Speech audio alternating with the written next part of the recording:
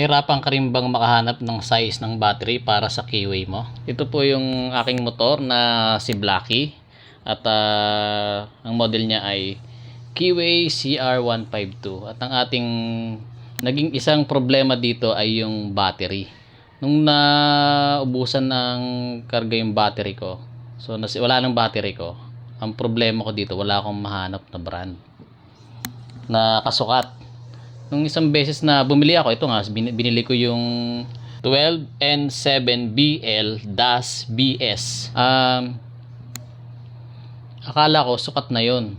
So nung nangyari, pagkasalpak ko, hindi pala pumasok yung bracket, masikip siya. Ay di isipan ko na lang ng paraan. Ang ginawa ko, kumuha ko ng mahabang screw, tapos itong bracket ay in-stretch ko na lang.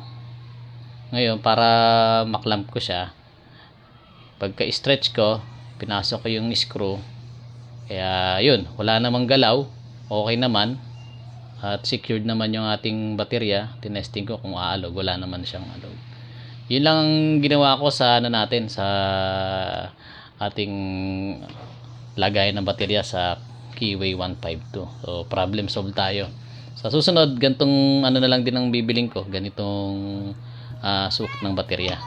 Ang presyo pala nito ay nasa 300 lang that time. Yun, at maraming salamat, at sana'y nakatulong sa inyo itong munting video ko para sa ating mga naka-classic na motor. Lalo na itong Coffee Racer CR152. Ayos na tayo dito, ayos na. Wala na tayong magiging problema. Yun lang, at maraming salamat. Paki-like and share naman po para malaman din ng ating mga iba pang ka-classic na tropa, lalo na yung mga taga Keyway CR152. Salamat po at God bless. Ingat, ingat.